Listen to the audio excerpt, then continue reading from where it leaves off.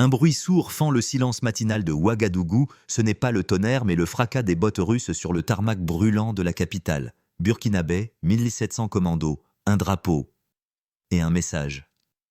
L'Afrique ne sera plus un simple terrain d'influence, mais un acteur du basculement mondial. Pourquoi le capitaine Ibrahim Traoré a-t-il ouvert si grand la porte à Moscou? Et surtout, que cache vraiment ce pacte silencieux entre le Sahel et l'aigle bicéphale?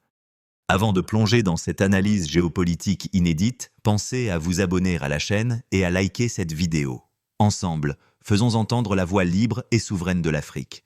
Le crépuscule tombait sur Ouagadougou, un voile ocre et poussiéreux s'étirant sur une ville qui retenait son souffle comme à l'orée d'un orage longtemps redouté, mais dont on ne pouvait prédire la violence. Dans les couloirs du palais présidentiel de Kossiam, l'air était lourd, non seulement de la chaleur étouffante du Sahel finissant sa journée ardente, mais aussi d'une tension palpable presque électrique qui s'insinuait sous la peau et nouait les estomacs.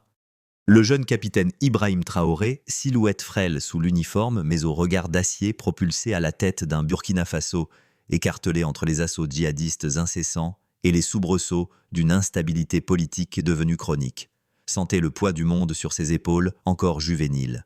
Chaque ombre dans les jardins luxuriants mais étrangement silencieux du palais semblait dissimuler une menace. Chaque silence portait l'écho des complots récemment déjoués, des trahisons murmurées dans les alcôves du pouvoir, des alliances aussi vite formées que dissoutes. Il n'était pas seulement un chef d'État par la force des événements, il était une cible vivante, le symbole d'une souveraineté reconquise avec fougue, mais désespérément fragile. Une énigme pour un Occident qui, désarçonné, voyait son influence historique s'effriter comme le sable entre les doigts, et un espoir peut-être périlleux pour une jeunesse africaine décomplexée en quête de nouveaux phares, de nouvelles voies, loin des sentiers battus et des promesses non tenues. Ce soir-là, cependant, une rumeur différente des habituelles machinations commençait à enfler, une rumeur venue du froid lointain porté par les vents du nord, traversant les déserts et les savanes pour venir chuchoter aux oreilles attentives de la capitale, l'arrivée d'une aide inattendue, ou peut-être selon les cyniques et les prudents d'une nouvelle forme de dépendance, d'une nouvelle allégeance. Une aide au visage martial, aux bottes robustes, estampillées d'un aigle bicéphale, promettant l'ordre là où le chaos menaçait de tout engloutir, de dévorer les dernières lueurs d'espoir. L'horizon n'était plus seulement burkinabé, limité aux frontières poreuses du pays. Il s'élargissait soudain aux dimensions d'un jeu d'échecs planétaire, où le Sahel, cette bande de terre meurtrie et convoitée, devenait une fois de plus dans son histoire tourmentée, le théâtre d'une lutte d'influence séculaire, mais aux acteurs renouvelés, aux règles redéfinies. Et dans ce théâtre, aux multiples scènes, l'arrivée imminente quasi confirmée de 1700 âmes russes, des commandos d'élite selon les informations qui filtraient, n'était pas une simple péripétie, un soutien logistique anodin. C'était le lever de rideau sur un acte potentiellement décisif, un message gravé en lettres cyrilliques dans le ciel africain, aussi audacieux dans sa conception qu'énigmatique dans ses ultimes desseins. Le capitaine Traoré, dans le secret de son bureau dépouillé loin des fastes, souvent associés au pouvoir, contemplait une carte de son pays. Les zones rouges, celles contrôlées ou terrorisées par les groupes armés, semblaient s'étendre inexorablement comme une gangrène. Il avait tenté la voie nationale, l'appel aux volontaires pour la défense de la patrie. VDP, une mobilisation citoyenne courageuse mais inégalement armée et formée face à un ennemi insaisissable et brutal. Il avait vu les limites des partenariats traditionnels, ressenti l'amertume d'une assistance perçue comme conditionnée, parfois condescendante, souvent insuffisante. La France, ancienne puissance coloniale, était partie laissant derrière elle un vide sécuritaire béant et un ressentiment tenace au sein d'une partie de la population. Les coups d'État et les tentatives de déstabilisation se succédaient, le dernier en date ayant failli lui coûter la vie, lui rappelant la précarité de sa position et la haine féroce de ses ennemis, tant intérieurs qu'extérieurs. Ces ennemis qui étaient-ils vraiment? Des officiers ambitieux frustrés, des réseaux mafieux liés au trafic qui gangrènent la région, des marionnettes manipulées par des puissances étrangères cherchant à récupérer leur mise ou à empêcher l'émergence d'un Burkina Faso véritablement indépendant. Les questions tourbillonnaient dans son esprit aussi brûlante que le vent du désert. La décision d'accueillir les Russes n'avait pas été prise à la légère. Elle était le fruit de longues nuits de réflexion, de consultations discrètes, d'une analyse froide des options disponibles. C'était un pari risqué, mais à ses yeux, un pari nécessaire. Il se souvenait des premières approches des émissaires venus de Moscou. Discrets mais directs, parlant un langage de pragmatisme, de respect de la souveraineté, loin des discours moralisateurs qu'il avait trop souvent entendus. Ils offraient une expertise militaire, un équipement sans conditions politiques apparentes, et surtout une volonté affichée de s'engager là où d'autres se retiraient. Le corps africain, nouvelle mouture plus officielle, plus étatique de ce qui fut l'ombre de Wagner, se présentait comme un partenaire fiable, un fournisseur de sécurité globale capable d'intervenir rapidement et efficacement. Pour Traoré, c'était d'abord une question de survie, la sienne celle de son régime, et par extension, espérait-il, celle de son pays. La protection de sa personne était devenue une priorité absolue, non par ego, mais parce que sa chute signifierait probablement un chaos encore plus grand, une porte ouverte à toutes les prédations. Et puis il y avait ce message, ce fameux message audacieux à l'Occident. Traoré n'était pas dupe. Il savait que Moscou ne venait pas par pur altruisme. Le Burkina Faso, avec ses ressources minières encore largement inexploitées, sa position stratégique au cœur du Sahel, représentait un pion de valeur sur l'échiquier africain. En s'y implantant solidement, la Russie ne faisait pas que répondre à un appel à l'aide. Elle marquait son territoire, défiait Washington, Paris et Bruxelles sur leur ancien précaré et démontrait au monde qu'elle n'était pas isolée, qu'elle possédait encore des cartes maîtresses, qu'elle était capable d'étendre son influence dans des zones jugées critiques. Pour un jeune leader comme Traoré, se placer au centre d'une telle confrontation géopolitique pouvait être grisant mais aussi terriblement dangereux. Il jouait avec le feu, mais dans l'incendie qui ravageait déjà sa maison, une nouvelle flamme, même venue d'ailleurs, pouvait sembler être un contre-feu. L'aube n'était pas encore levée lorsque les premiers Antonov commencèrent leur descente vers la base aérienne de Ouagadougou. Le secret avait été relativement bien gardé, mais dans une ville où chaque rumeur prend des allures de vérité, l'attente était fébrile. 1700 hommes. Ce n'était pas une petite délégation, c'était une force d'intervention, une déclaration. Le débarquement se fit avec une efficacité toute militaire, une chorégraphie impressionnante de matériel et d'hommes aguerris dont les visages impassibles contrastaient avec la curiosité, non dissimulée, des quelques militaires burkinabés présents. Ils n'étaient pas les mercenaires parfois dépenaillés et indisciplinés de l'ancienne garde Wagner. Ceux-là portaient l'uniforme officiel, arboraient les insignes de l'armée russe. Ils étaient de la nouvelle face légitimée par le Kremlin de l'engagement russe en Afrique.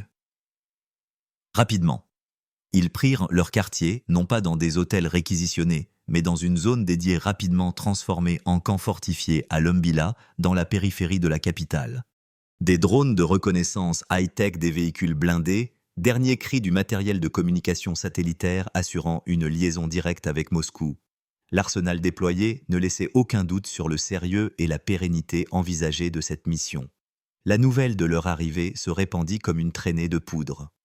Dans les rues de Ouagadougou, les réactions furent partagées complexes à l'image d'une société traversée par de multiples fractures. Pour une partie de la jeunesse galvanisée par un discours panafricaniste et anti-impérialiste, l'arrivée des Russes était une libération. La preuve que l'on pouvait enfin se défaire des anciennes tutelles. Des drapeaux russes, parfois confectionnés à la hâte, fleurirent lors de manifestations de soutien spontané. Des portraits de Poutine apparurent sur des murs où il n'y a pas si longtemps trônaient les symboles d'une coopération française désormais décriée. Ces jeunes voyaient en la Russie un allié puissant, un contrepoids à l'Occident jugé arrogant, hypocrite et responsable de bien des maux du continent. Ils étaient séduits par la rhétorique de Moscou qui se présentait comme le champion d'un monde multipolaire, respectueux des souverainetés nationales, loin du néocolonialisme dont ils accusaient les puissances occidentales. L'image d'un Poutine fort résistant aux pressions offrait un modèle alternatif attrayant. Mais pour d'autres Burkinabés, l'inquiétude dominait. Les plus âgés ayant connu d'autres sauveurs venus de l'étranger se montraient sceptiques.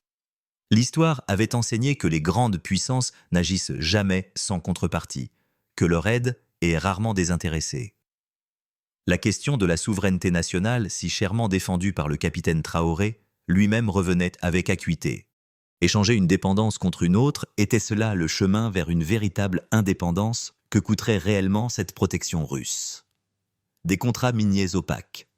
Une base militaire permanente transformant le Burkina Faso en avant-poste d'une nouvelle guerre froide. Des intellectuels, des membres de la société civile s'interrogeaient à voix basse, craignant que la cure ne soit pire que le mal.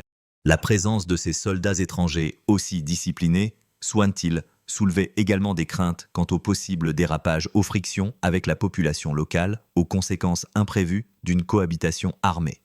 Le spectre de Wagner, avec son cortège d'accusations d'exaction dans d'autres pays africains comme la Centrafrique ou le Mali, même si le corps africain se voulait différent, planait encore dans les esprits.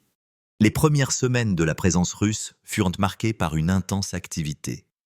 Les commandos ne se contentèrent pas d'assurer la garde rapprochée du président Traoré, transformant le palais de Kossiam en une forteresse quasi impénétrable.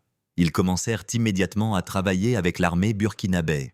Des sessions de formation intensive furent mises en place, axées sur les tactiques de contre-insurrection, le maniement d'armes nouvelles, les techniques de renseignement et de surveillance, le combat en zone urbaine et en brousse. Les officiers russes, forts de leur expérience en Syrie, en Ukraine et dans d'autres théâtres d'opération, transmettaient un savoir-faire pragmatique brutal parfois, mais jugé efficace. Ils apportaient également un soutien logistique crucial, maintenance du matériel existant, fourniture de nouveaux équipements, notamment des drones d'observation et d'attaque qui faisaient cruellement défaut aux forces armées burkinabè. Des opérations conjointes commencèrent à être planifiées, visant à reprendre des zones contrôlées par les djihadistes, à sécuriser des axes routiers vitaux, à rassurer les populations terrorisées. Sur le plan stratégique, la Russie avançait ses pions avec une habileté consommée. L'établissement de cette base à Lombila, équipée pour durer, n'était qu'un élément d'une stratégie plus vaste pour le Sahel et pour l'Afrique. Le corps africain n'était pas seulement une force militaire, c'était aussi un instrument d'influence politique, économique et culturelle. Moscou cherchait à exploiter le vide laissé par le retrait progressif ou la perte d'influence des puissances occidentales, notamment la France. Elle offrait un package sécurité, souveraineté, développement qui trouvait un écho favorable auprès de certains dirigeants africains fatigués des leçons de démocratie et des conditions imposées par les partenaires traditionnels.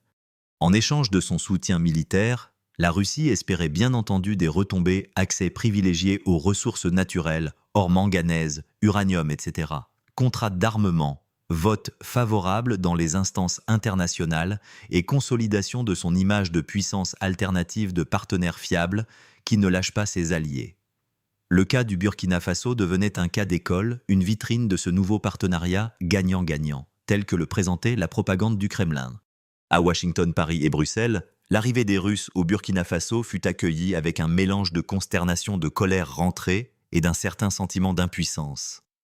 C'était la confirmation brutale d'une tendance observée depuis plusieurs années, la montée en puissance de l'influence russe en Afrique, notamment dans les pays francophones en crise. Les chancelleries occidentales dénoncèrent une nouvelle forme d'impérialisme, mirent en garde contre les risques d'une déstabilisation accrue de la région et soulignèrent le bilan désastreux de Wagner en matière de droits de l'homme.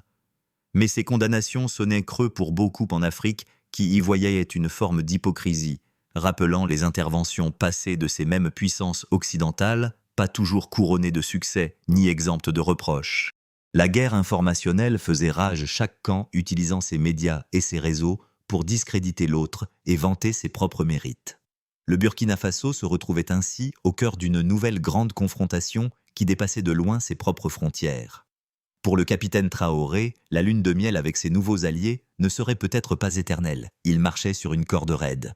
D'un côté, la nécessité impérieuse de restaurer la sécurité, de reprendre le contrôle du territoire, de donner des gages à une population exaspérée. De l'autre, le risque de devenir un simple vassal de Moscou, de perdre la maîtrise de son destin, de voir son pays transformé en champ de bataille par procuration. Les Russes étaient des partenaires exigeants et leur soutien ne serait pas gratuit. Comment naviguer entre ces écueils ? Comment utiliser cette aide extérieure pour renforcer véritablement les capacités nationales, pour construire une armée burkinabé autonome et efficace à long terme, plutôt que de s'en remettre indéfiniment à une force étrangère ? Comment s'assurer que les richesses du pays profiteraient réellement à sa population et ne seraient pas bradées en échange d'une protection militaire ? Ces questions cruciales pour l'avenir du Burkina Faso restaient en suspens. Les mois qui suivirent virent une intensification des opérations militaires. Des succès furent annoncés, des localités reprises, des chefs terroristes neutralisés. La communication officielle, tant du côté burkinabé que russe, mettait en avant l'efficacité de cette nouvelle coopération. Le capitaine Traoré, se sentant plus en sécurité, adopta un ton plus assuré, plus offensif tant sur le plan intérieur qu'international. Il multiplia les discours patriotiques exaltant la souveraineté retrouvée et la fin de la domination étrangère, visant implicitement la France. Cependant, la situation sur le terrain restait complexe. Les groupes djihadistes bien qu'ébranlés conservaient une forte capacité de nuisance, s'adaptant aux nouvelles tactiques, menant des attaques asymétriques, se fondant dans la population. La violence ne disparaissait pas, elle se transformait, se déplaçait. Et le coût humain de cette guerre restait élevé tant pour les forces de sécurité que pour les civils pris entre deux feux. Au sein même de l'appareil d'État burkinabé, des voix commençaient à s'élever timidement pour questionner la portée réelle de l'aide russe et les implications à long terme de cette alliance. Certains officiers formés en Occident voyaient d'un mauvais œil cette russification de l'armée. Des économistes s'inquiétaient des conditions des contrats qui pourraient être signés notamment dans le secteur minier, craignant un pillage organisé des ressources. La société civile, bien que muselée par un contexte sécuritaire tendu et un régime de plus en plus autoritaire, tentait de maintenir un espace de débat critique. L'enthousiasme initial d'une partie de la population commençait par endroits à céder la place à une attente plus mesurée, voire à une certaine désillusion face à des résultats qui tardaient à transformer radicalement le quotidien. Pourtant, le message envoyé par Moscou à travers cette implantation au Burkina Faso avait été reçu 5 sur 5 par ses destinataires. La Russie démontrait qu'elle n'était pas seulement capable de défendre ses intérêts dans son voisinage immédiat, mais qu'elle avait les moyens et la volonté de projeter sa puissance loin de ses frontières, de contester l'ordre mondial existant, de construire de nouvelles alliances dans ce qu'elle considérait comme le Sud global. Le Sahel devenait ainsi l'un des laboratoires de cette nouvelle stratégie russe, un terrain d'expérimentation pour le corps africain et un symbole de la reconfiguration des équilibres géopolitiques. Le débarquement des 1700 commandos russes à Ouagadougou n'était pas une simple anecdote militaire. C'était un chapitre significatif qui s'écrivait dans l'histoire tumultueuse des relations entre l'Afrique et les grandes puissances. Un chapitre dont les conséquences se feraient sentir pendant de nombreuses années, bien au-delà des sables brûlants du Burkina Faso. Le jeune capitaine Traoré avait ouvert une porte, espérant y trouver le salut pour son pays. Seul l'avenir dirait si derrière cette porte se cachait une véritable aurore, ou les prémices d'une nouvelle dépendance sous un ciel désormais teinté des couleurs de l'aigle bicéphale. La partie ne faisait que commencer, et chaque mouvement sur cet échiquier africain était scruté, avec une intensité nouvelle, car les enjeux dépassaient de loin le sort d'une seule nation. Il concernait la redéfinition même des rapports de force à l'échelle planétaire dans un monde en pleine mutation, à la recherche d'un nouvel ordre, ou peut-être d'un nouveau désordre. La poussière soulevée par les bottes des commandos russes sur le tarmac de Ouagadougou n'était pas encore retombée, qu'elle annonçait déjà d'autres tempêtes à venir. Moi, je ne suis qu'un témoin d'un moment fragile où tout peut basculer. J'ai vu des regards s'illuminer à l'arrivée des soldats russes. Et d'autres se ternir d'inquiétude. L'Afrique se cherche, se relève, s'interroge. Et au fond, ce que chacun redoute, c'est que l'histoire se répète. Alors si cette vidéo vous a touché, si elle a éveillé en vous une émotion, une question, une révolte, même, abonnez-vous, laissez un like et surtout partagez-la, parce que la voix de l'Afrique, c'est aussi la vôtre et elle mérite d'être entendue.